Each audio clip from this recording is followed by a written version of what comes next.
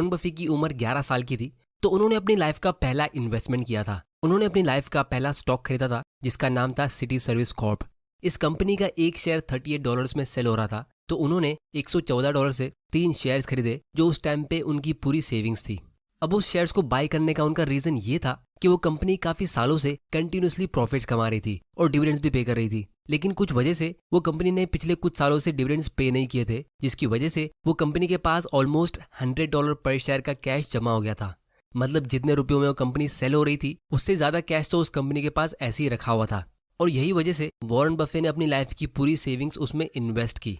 अब दोस्तों यहाँ पे गौर करने वाली बात यह है कि आज की तारीख में मेजॉरिटी लोग ऑलमोस्ट सभी जो अपनी 20s में होते, जो अपनी लाइफ का पहला शेयर खरीदते, तो वो स्टॉक मार्केट में बस यूं ही किसी के बोलने पे इन्वेस्ट कर देते या कोई एक दो सिंपल सा लॉजिक लगा के शेयर्स बाय कर लेते। जबकि आज की तारीख में हमारे पास स्टॉक मार्केट और इन्वेस्टिंग के बारे में सीखने के लिए कितने सारे फ्री के रिसोर्सेज अवेलेबल है, जैसे यूट्यूब, और हमारे पास टाइम भी बहुत होता है। जबकि वॉरेन बफे वो टाइम पे सिर्फ 11 साल के थे, तो वो एक जॉब भी कर रहे थे और स्कूल भी जाते थे, लेकिन फिर भी उन्होंने अच्छी रिसर्च करके और एक बहुत ही बढ़िया रीजन की वजह से स्टॉक में इन्वेस्ट किया और उससे अच्छा प्रॉफिट भी कमाया। तो हमें भी यहाँ से एक बहुत ही इंपॉर्टेंट लेसन सीखने मिलता है कि भले ही आपका इन्वेस्टमेंट अमाउंट कितना भी छोटा हो, आपको उसे एक राइट माइंडसेट से और पूरे ध्यान से इन्वेस्ट करना चाहिए, क्योंकि अगर आप उस सीड मनी को ही वेस्ट कर दोगे, यानी अपने बीज को, तो आप एक बहुत बड़ा ट्री कैसे ग्रो करोगे।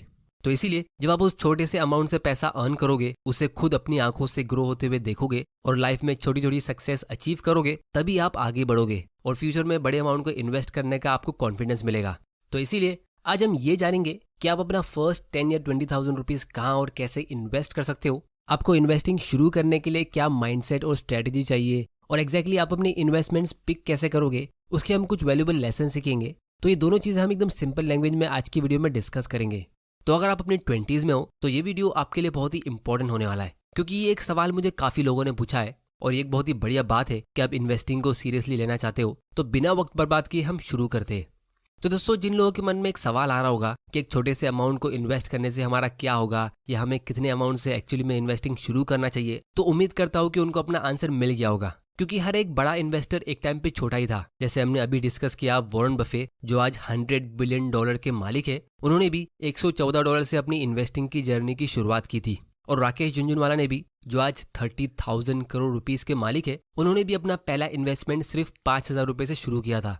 और जब मैंने अपनी इन्वेस्टिंग की जर्नी की शुरुआत में एक छोटा सा अमाउंट सेव किया था और मुझे उसे इन्वेस्ट करना था, तो मैं भी वही सोच रहा था कि क्या मुझे उसे इन्वेस्ट करना चाहिए या थोड़ा और सेव करना चाहिए।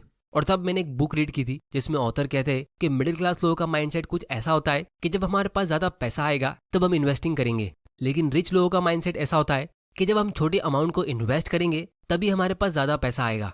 और इसीलिए रिच लोग अपनी लाइफ में बहुत सारा पैसा बनाते और पुअर माइंडसेट के लोग अपनी लाइफ में सिर्फ बहाने बनाते।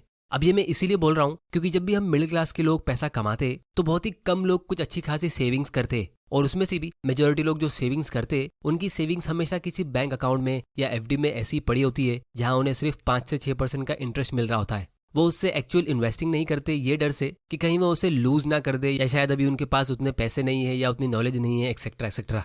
और फिर जब लोगों के पास ज्यादा पैसा आता है उनकी 30s और 40s में, तब उनको इन्वेस्टिंग की इतनी नॉलेज होती नहीं है, क्योंकि उन्होंने कभी अपनी 20s में एक छोटे अमाउंट से कभी इन्वेस्टिंग सीखा ही नहीं। तो आज अगर आपके पास सिर्फ एक छोटा अमाउंट है तो आप उसे एक अपॉर्चुनिटी की तरह ले सकते हो कि आपको इससे इन्वेस्टिंग सीखने मिल रहा है। क्योंकि अक्सर जब लोग अपनी 30s और 40s में पहुंचते और जब उनकी रिस्पॉन्सिबिलिटीज बढ़ जाती है तो तब वो कम रिस्क लेने के लायक होते, क्योंकि उनको बहुत सारे एक्सपेंसेस कवर करने। तो घुमा फिरा के वो लोग सिर्फ वही एफडी और सेविंग्स प्लान में पैसा लगा देते, जिससे उनको बहुत ही कम प्रॉफिट मिलता है, और अच्छी खासी सेविंग्स करने के बाद भी वो लाइफ टाइम काम करते रह जाते, क्योंकि महंगाई तो हमेशा बढ़ती रहती है। जैसे रिसेंटली कोरोना वायरस की वजह से पूरी दुनिया की गवर्नमेंट ने बहुत सारे नोट्स प्रिंट किए, जिससे अब महंगाई और ज्यादा स्पीड में बढ़ रही है। सिर्फ पिछले 2-3 सालों में ही 10 ग्राम गोल्ड का प्राइस 30,000 से ग्रो होकर 50,000 के ऊपर जा चुका है। सेंसेक्स भी ऑलमोस्ट डबल हो गया है, मतलब ये भी ऑलमोस्ट 80 to 100% इंक्रीज हो गया है। लेकिन बहुत लोगों की सैलरी अभी भी वहीं की वहीं होगी और उनकी सेविंग्स भी उतनी होगी जहां उनको सिर्फ 8 से 10% का इंटरेस्ट मिला होगा।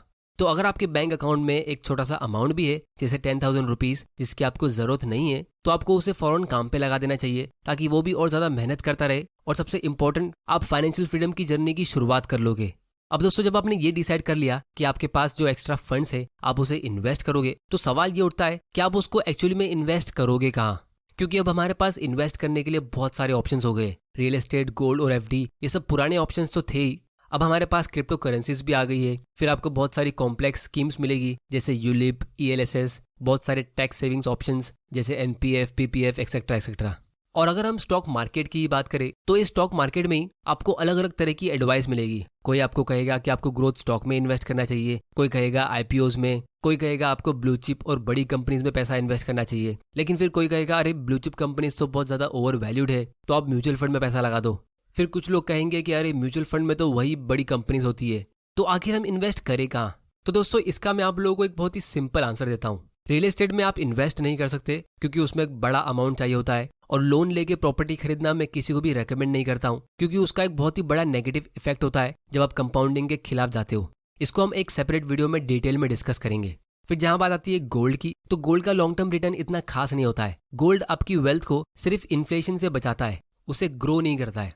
और जितनी भी पॉलिसीज होती है जैसे यूलिप, गारंटीड इनकम प्लान या पीपीएफ, ये सब में आपको हमेशा 10% या उसके आसपास का ही रिटर्न मिलेगा। लेकिन स्टॉक मार्केट से आपको 10% से अच्छा रिटर्न काफी आसानी से मिल सकता है, और हर एक एक्स्ट्रा परसेंटेज पॉइंट पे आपकी वेल्थ लॉन्ग टर्म में बहुत ज्यादा स्पीड में ग्रो होगी। जैसे अगर आप किसी स्टॉक से 10% का रिटर्न कमाते हो तो आपका 1 लाख रुपया 20 साल में 6.7 लाख रुपीज में ग्रो होता है, और अगर आपको 15% का रिटर्न मिलता है तो आपका इन्वेस्टमेंट 16 लाख में ग्रो होता है। लेकिन अगर आप किसी स्टॉक से 20% का रिटर्न कमाते हो तो वही 1 लाख रुपया 20 साल में 38 लाख में ग्रो होता है। अब कुछ लोग कहेंगे कि ये 20% का रिटर्न कमाना स्टॉक मार्केट में बहुत ही मुश्किल होता है, इतना रिटर्न हम नॉर्मल लोग कैसे कमा सकते हैं? लेकिन दोस्तों अगर आप स्टॉक मार्केट में बेसिक कॉमन सेंस और डिसिप्लिन के साथ इन्वेस्ट करते हो, तो अगर आपके पास स्टॉक मार्केट की कुछ खास नॉलेज नहीं भी है तो भी आप ये 20% का रिटर्न बहुत ही आसानी से कमा सकते हो। इसका मैं आप लोगों को एक रियल एग्जाम्पल देता हूँ। तो जब भी हम रियल एस्टेट में इन्वेस्ट करते या एक अच्छे अमाउंट का गोल्ड खरीदते तो हम हमेशा लॉन्ग टर्म सोचते, और फिर जब हम उसे खरीद लेंगे तो हम अपनी प्रॉपर्टी को 1-2 साल में बेचते नहीं है। हम ऐसा बहुत ही रेयरली सुनते कि हमारे किसी रिलेटिव ने 50 लाख रुपए की कोई प्रॉपर्टी खरीदी और फिर 2 साल बाद 5 लाख रुपए का प्रॉफिट कमा के उसे सेल कर दिया। लेकिन जब बात आती है स्टॉक मार्केट की, तो यहाँ पे लोग किसी स्टॉक को 2-3 साल के लिए भी ईमानदारी से होल्ड नहीं करते, 10-20 साल तो बहुत दूर की बात होती है। तो इसीलिए यहाँ पे आपको ये डिसाइड करना है कि आपको अगर स्टॉक मार्केट में इन्वेस्ट करना है तो कितने टाइम के लिए, और अगर आप अच्छी क्वालिटी के ग्रोथ स्टॉक को लॉन्ग टर्म के लिए होल्ड करते हो तो आप उससे कोई भी प्रॉपर्टी के मुकाबले काफी अच्छा रिटर्न कमा सकते हो। अब इसका भी मैं आप लोगों को एक लाइव एग्जांपल देता हूँ। ये कंपनी है मैरिको, जो काफी फेमस कंपनी है। इनके प्रोडक्ट्स हम सभी यूज करते। तो अगर आप इसका पिछले 20 साल का रिटर्न देखोगे तो आप देख सकते हो ये कंपनी ने अपने इन्वेस्टर्स को 11,000% का रिटर्न दिया है, मतलब ऑलमोस्ट 110 गुना। तो अगर हम इसका कंपाउंडेड एनुअल ग्रोथ रेट देखेंगे तो ये ऑलमोस्ट 24% का होता है। थोड़ी देर में मैं आप लोगों को कुछ टिप्स देने वाला हूँ कि आपको कैसे टाइप के स्टॉक्स पिक करने चाहिए। तो इसीलिए स्टॉक मार्केट में इन्वेस्ट करने का सबसे बड़ा बेनिफिट ये है कि यहाँ पे आप एक छोटे अमाउंट से भी इन्वेस्टिंग शुरू कर सकते हो और उस पे आप एक अच्छा रिटर्न भी कमा सकते हो, जो दूसरे इन्वेस्टमेंट्स में पॉसिबल नहीं है।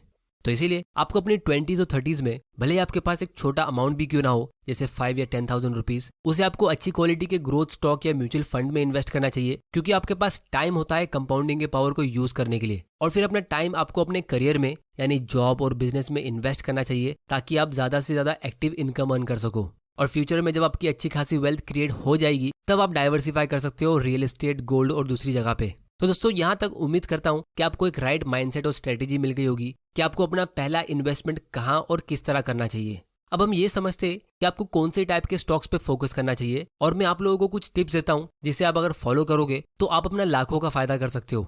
तो अब हम ये समझते हैं कि आपको स्टॉक्स में कैसे इन्वेस्ट करना चाहिए। तो उसके लिए हम टिकर टिप पे आते हैं, जो एक स्टॉक स्क्रीनर है। यहाँ से आपको इंडिया की ऑलमोस्ट सारी स्टॉक्स की डिटेल्स मिल जाएगी एक ही जगह पे। इसकी लिंक नीचे डिस्क्रिप्शन में, आप वहां जाके इसे चेक कर सकते हो। और अगर आपको स्टॉक्स खरीदने के लिए एक इन्वेस्टमेंट अकाउंट ओपन करना है तो उसकी लिंक भी आपको नीचे डिस्क्रिप्शन में मिल जाएगी। तो जब हम इस स्टॉक स्क्रीनर पे आएंगे तो आपको यहाँ पे हजारों स्टॉक्स की लिस्ट मिलेगी। अब इनमें से हम कौन से स्टॉक्स चुने ये पता लगाना बहुत लोगों के लिए मुश्किल होता है। तो इसीलिए हमें ये समझना होगा कि हमें किस टाइप के स्टॉक्स को बिल्कुल अवॉइड करना चाहिए, क्योंकि इसमें से आधे से ज्यादा स्टॉक्स ऐसे हैं जिनकी तरफ आपको देखना भी नहीं चाहिए, क्योंकि उसमें पैसे लूज होने के चांस बहुत ज्यादा होते हैं। जैसे सबसे पहले टाइप के स्टॉक्स है साइक्लिकल स्टॉक्स, यानी ऐसी कंपनीज जिनका परफॉर्मेंस अगर आप एक लॉन्ग टर्म ग्राफ में देखोगे तो वो एक साइकिल की तरह होता है। मतलब जब इकोनॉमी अच्छा करती है तो उनका स्टॉक प्राइस बहुत ऊपर जाता है, लेकिन जब मार्केट कंडीशन खराब होती है तो ये उतना ही नीचे आते हैं। जैसे यहाँ पे रियल एस्टेट सेक्टर हो गया, या इंडस्ट्रियल कंपनीज हो गई, या फिर कंज्यूमर डिस्क्रिशनरी में एयरलाइंस और ऑटोमोबाइल कंपनीज। जैसे एग्जांपल के लिए हम यहाँ पे टाटा मोटर्स को लेते।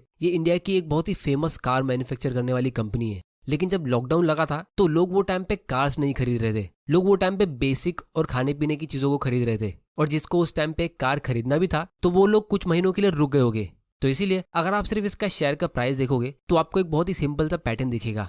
जब बुल मार्केट शुरू होने वाला होता है तो उसके पहले ही इनका शेयर प्राइस ऊपर भागने लगता है, और इसीलिए जिन्होंने इसमें पहले इन्वेस्ट किया होता है यानी मार्केट क्रैश के बीच, तो सिर्फ उन्हीं लोगों को अच्छा प्रॉफिट मिलता है। तो बिगिनर्स को मैं ऐसे स्टॉक्स इसीलिए अवॉइड करने कहता हूँ क्योंकि स्टॉक मार्केट में न्यू इन्वेस्टर्स हमेशा बुल मार्केट के बीच ही एंटर करते, मतलब यहाँ पे जब मार्केट बहुत अच्छा कर रहा होता है। न्यूज में और हर जगह आपको दिखेगा कि देखो लोग स्टॉक मार्केट से कितना प्रॉफिट कमा रहे हैं, ये स्टॉक आज कितना % ऊपर गया, ये वाले स्टॉक ने आज 52 वीक हाई टच किया, एक्सेट्रा एक्सेट्रा। तो बहुत सारे न्यू इन्वेस्टर्स लाखों करोड़ों के नंबर्स में बुल मार्केट के बीच अपने डीमैट अकाउंट्स ओपन करते और फिर बिना कोई ज्यादा रिसर्च किए सिर्फ प्राइस चार्ट को देख के इनमें इन्वेस्ट कर लेते। जैसे अगर हम इसके लास्ट बुल रन की बात करें तो पिछले 1-2 साल में बहुत सारे इंडियंस ने स्टॉक मार्केट में एंट्री की है, लेकिन अब ये स्टॉक ऑलरेडी ऊपर जा चुका है। तो जिन लोगों ने इसमें 2020 के बीच इन्वेस्ट किया था तो सिर्फ वही लोगों को इससे अच्छा प्रॉफिट मिलेगा, जैसे राकेश झुनझुनवाला ने वो टाइम पे इन्वेस्ट किया था। लेकिन अगर आप ये सोचोगे कि सब बड़े इन्वेस्टर्स ने इसमें इन्वेस्ट किया है तो आपको भी करना चाहिए, तो ये एक बहुत बड़ी मिस्टेक होगी।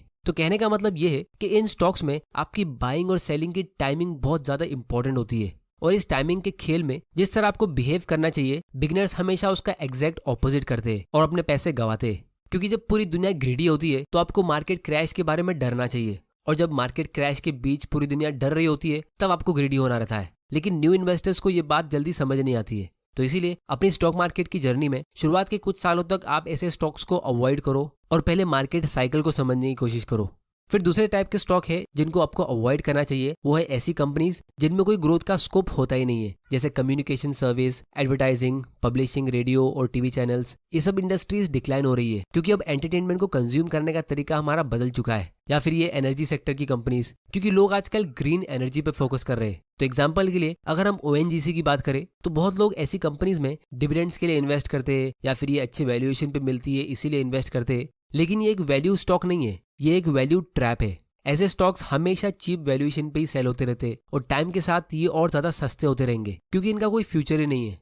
फिर तीसरी टाइप की कंपनीज जिनको आपको अवॉइड करना चाहिए वो है पेनी स्टॉक्स, मतलब जिनके स्टॉक्स एकदम चीप प्राइस पे सेल होते हैं, जैसे 5 या 10 रुपया पर शेयर या फिर उससे भी कम। पेनी स्टॉक्स के ऊपर मैंने एक डिटेल वीडियो ऑलरेडी बनाया है जिसकी लिंक आपको यहाँ और डिस्क्रिप्शन में मिल जाएगी। लेकिन इस वीडियो में मैं ये रिपीट इसीलिए कर रहा हूँ क्योंकि मेजोरिटी बिगिनर्स जिनके पास 5-10 हज़ार रुपये होते तो वो हमेशा किसी पेनी स्टॉक से ही अपनी स्टॉक मार्केट की जर्नी की शुरुआत करते। जैसे एग्जांपल के लिए यहाँ पे हम स्टॉक प्राइस पे 1 रुपीज to 10 रुपीज एंटर करते और फिर रैंडमली ये कंपनी पिक कर लेते। तो अगर आप ऐसी कोई कंपनी में 10,000 रुपए इन्वेस्ट करते हो तो आपको इनके 1000 स्टॉक्स मिल जाएंगे। लेकिन अगर आप किसी भी पेनी स्टॉक का लॉन्ग टर्म चार्ट देखोगे तो आपको हमेशा कुछ ऐसा ही दिखेगा, क्योंकि ये ऐसी कंपनीज होती है जो किसी बड़ी प्रॉब्लम में फंसी है, जैसे इनका बिजनेस ही शायद पूरी तरह फेल हो गया है या फिर ये फ्रॉड और बैंक्रप्सी की तरफ जा रही है, तो इनके ग्रोथ के चांसेस बहुत ही कम होते हैं। और अगर हम इनका होल्डिंग पैटर्न देखेंगे कि किस टाइप के लोगों ने इसमें इन्वेस्ट किया है तो आपको हमेशा सिर्फ प्रमोटर्स और रिटेल इन्वेस्टर्स यानी हम जैसे मिडिल क्लास के लोग ही मिलेंगे। प्रमोटर्स इसीलिए क्योंकि इन्हीं लोगों ने कंपनी को स्टार्ट किया होता है, तो शुरुआत में पूरी कंपनी इन्हीं की होती है। लेकिन बाकी सारे म्यूचुअल फंड मैनेजर्स, FIIs और DIIs पहली फुर्सत में ऐसे स्टॉक्स को सेल कर देते और उनके बदले बिगिनर इन्वेस्टर्स ऐसे शेयर्स को बाय करते लॉटरी टिकट समझ के। और इसीलिए आप लोगों ने हमेशा देखा होगा कि न्यू इन्वेस्टर्स हमेशा पैसा लूज करते, क्योंकि पेनी स्टॉक्स चीप नहीं होते, ये सबसे ज्यादा एक्सपेंसिव होते क्योंकि ये आपसे आपका पूरा कैपिटल लूज करवा सकते हैं। तो इसीलिए अब हम बात करते हैं कि आपको कौन सी टाइप की कंपनीज में इन्वेस्ट करना चाहिए। तो एज अ बिगिनर आपको ऐसी कंपनीज ढूंढनी चाहिए जो हर साल हर मार्केट कंडीशन में ग्रो होती रहे। इसमें ज्यादातर रिटेल कंपनीज होती है जो बेसिक नेसेसिटीज के आइटम सेल करती है, या फिर FMCG कंपनीज जिसको हम कंज्यूमर स्टेपल्स भी कहते हैं। जैसे यहाँ पे हम रैंडमली एक कंपनी पिक कर लेते, तो यहाँ पे हम डाबर कंपनी की बात करते। अगर हम इसका एक क्विक एनालिसिस करते इसके फाइनेंशियल्स पे क्लिक करके कि इन्होंने पिछले 10 साल में कैसा काम किया है, तो यहाँ पे आप देख सकते हो इनके सेल्स और प्रॉफिट की कंसिस्टेंसी कितनी बढ़िया है। ये हर एक ईयर यानी ईयर ऑन ईयर अच्छा परफॉर्म कर रही है। इसको हम यहाँ पे ग्रोथ व्यू पे क्लिक करके एकदम इजीली देख सकते हैं। ऑलमोस्ट सारे सेक्शंस ग्रीन में, क्योंकि ये कंपनी हर साल कुछ ना कुछ ग्रोथ शो कर रही है कंसिस्टेंसी के साथ। और यही चीज आपको इसके शेयर प्राइस पे भी दिखेगी कि इनका शेयर प्राइस भी कंसिस्टेंटली ग्रो हो रहा है। लेकिन अगर आप कोई दूसरी कंपनी लेते हो, जैसे एक साइक्लिकल स्टॉक यानी इस 4 व्हीलर की कैटेगरी में से मारुति सुजुकी की हम बात करते और इसके फाइनेंशियल स्टेटमेंट को देखते, तो 2013 से लेकर 17 तक सब ग्रीन था, मतलब सेल्स और प्रॉफिट्स बढ़ रहे थे। लेकिन उसके 3-4 साल बाद सब रेड में रहा। और यही चीज आपको इसके शेयर प्राइस पे भी देखने मिलेगी, पिछले 4 साल से इसका शेयर प्राइस ऊपर ही नहीं गया है। तो इसीलिए ऐसे स्टॉक्स में आपको 3 बार राइट होना पड़ता है। सबसे पहले आपको कौन सी कंपनी पिक करनी है, फिर दूसरा कौन से टाइम पे